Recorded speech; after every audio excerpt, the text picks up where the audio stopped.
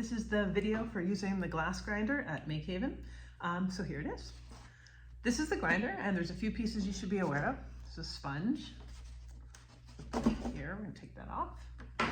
This is the reservoir where you'd put water. If you're using it for more than a couple of hours, there is coolant involved. At this time, we don't have that set up, so please don't use it for more than a couple hours at a time. We don't want to cause any overheating. Here I have an Allen key, and this is a 1/16 key, and that is what is going to allow me to move this bit. So right in here, get up a little closer,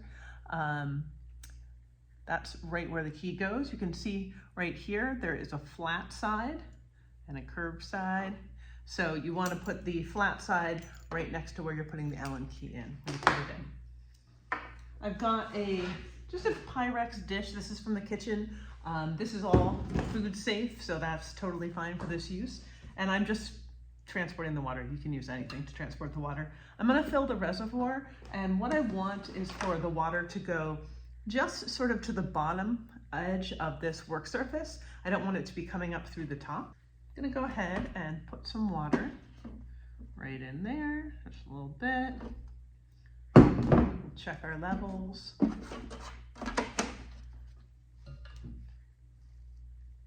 a little more through the top if need be. The easiest place to see it is actually right in this area here, right in here.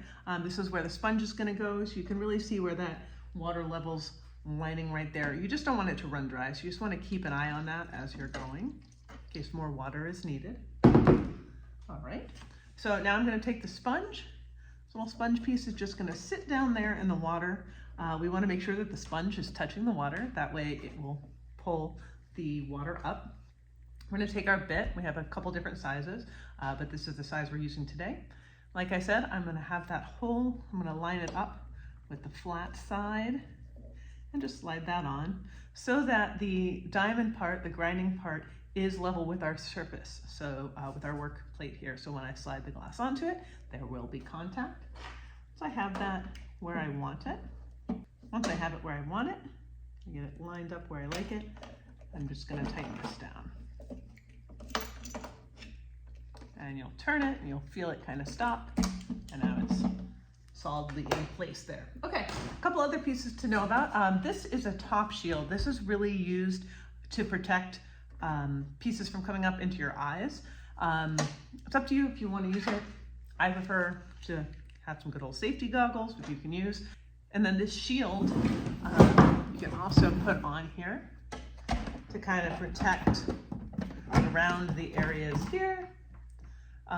This has that protection, you know, the goggles are added protection depending on how clear everything is.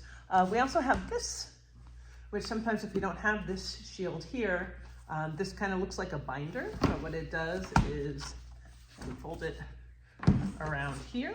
So if we're using this like this, little top shield here, but again, safety glasses for more. This is going to really collect what's being sprayed off. You'll see, if you look at this closely, there's kind of a line of where all the ground glass that has basically become sand becomes. So that's going to be up in there. So there's a plug. Obviously, you want to make sure that it's plugged in. And then the power switch is right on the side here. Okay, so if we're getting ready to grind, one thing that I'm going to do is I'm going to go ahead and put my hair back. You just don't want to have anything hanging forward that could get caught in there. You also want to be aware of where your hands are. So as you're holding the glass, this you can see a little better, as you're holding the glass, you don't want your hands right up in here. There are some sort of additional tools if you have smaller pieces that you can use to work with. But just be aware of your hand and placement as you're going along. So to get started, we'll go ahead and put these on. This, turn it on. I've already marked on my glass what I'm working to get rid of. I'm just leaning into that. Doesn't require a lot of pressure. Just moving it along to take off those Sharpie points, those points that I want to remove. I'll just keep going until all of that is removed, and then I'll turn it off.